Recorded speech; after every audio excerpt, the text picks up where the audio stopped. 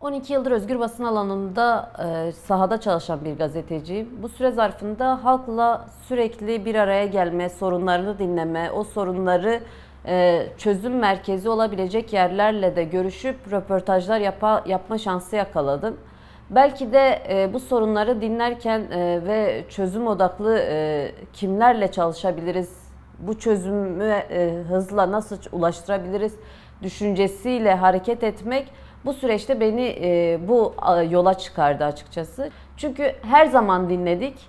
Bugün de dinlediğimiz sesi bir nebze de olsa bu yolda belediyecilikte, yerel yönetimlerde, siyaset alanında ona cevap olabilmek, o sorunlara güç getirebilmek, özellikle kayyum politikalarına karşı biz de buradayız ve burada söz sahibiyiz diyebilmek için bu yola çıktım diyebilirim. 2016 ve 2019 yıllarında atanan kayyumlarla biz şunu çok net gördük açıkçası. Yani 2016'da ilk gelen kayyumlar bizim kadın alanlarımıza, gençlik alanlarımıza saldırdı. Kadınları tırnak içinde belirtmek gerekirse makul kadın dediğimiz alana, yerlere dönüştürmek için evlere hapsetti. Gençleri uyuşturucuyla, fuhuşla, özel savaş politikası dediğimiz sistemle yozlaştırarak aslında bu toplumdan, bu halktan koparmak için girişimlerde bulundu.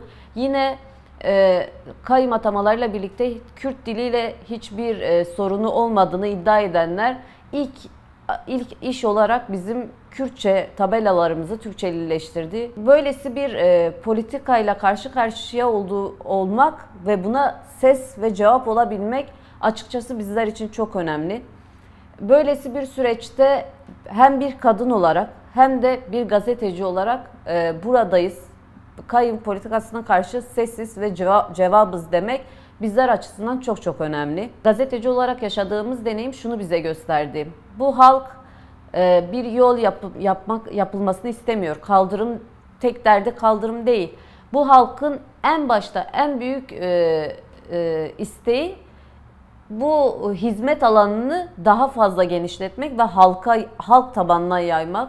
Yani istihdam alanının olmadığı bir kentte gençlerimiz neredeyse %70'i, %80'i Avrupa'ya göç yolunu tuttu.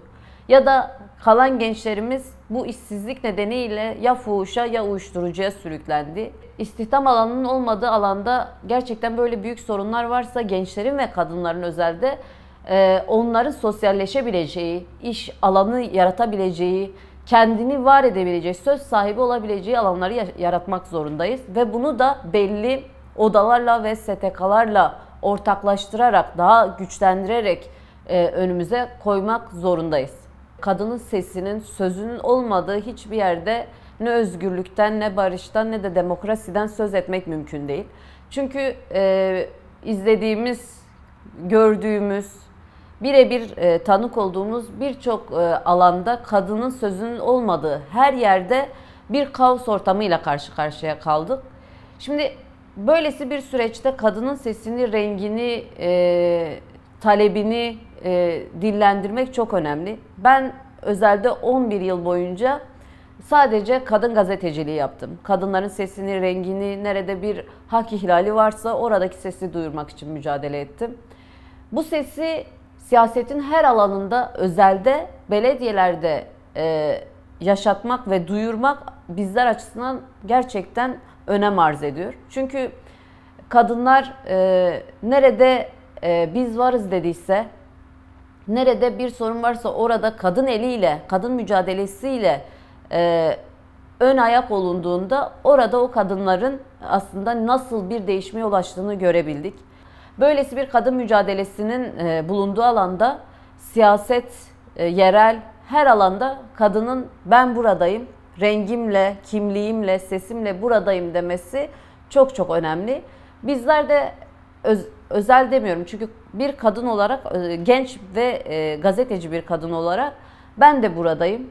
Sesimle, rengimle, bu halkın evladı olarak burada bu kayyum politikalarına karşı bir duruşum var. Halkın belirleyeceği arkadaşlarımızla birlikte bir yola çıkacağız ve o yolda hangi arkadaşımız seçilirse seçilsin eminim ki o kadının rengini ve sesini yerelde, belediyelerde en güzel şekilde sunacaktır ve onun mücadelesini en güzel şekilde verecektir.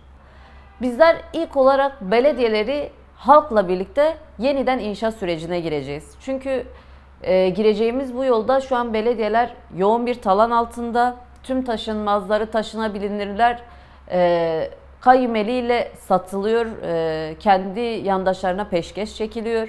Böylesi bir belediye gerçekliğiyle karşı karşıya olsak da bizler oraya geldiğimiz gün ilk iş olarak yeniden kendi sosyalleşebileceğimiz, halkımızla bir araya gelebileceğimiz, kadınlarla, gençlerle buluşabileceğimiz o sosyal alanları yeniden var edeceğiz, yeniden inşa edeceğiz. Birlikte onların yıktıklarını aslında hep birlikte yeniden inşa edeceğiz. İnşa ettiğimiz yerlerde de hem gençlerle hem kadınlarla istihdam alanı oluşturacağımız, çünkü sadece buluşacağımız noktalara bizim ihtiyacımız yok. Bir de ekonomik krizin boy gösterdiği bu süreçte çalışabileceğimiz, kendimizi var edebileceğimiz alanları yeniden oluşturacağız. O yüzden kadınlar olarak birlikte bu yıkılan, talan edilen süreci en başta inşa ederek o sosyalleşme alanlarımızı yeniden oluşturarak bir araya gelip yeni tartışmalarla yolumuzu çizeceğiz.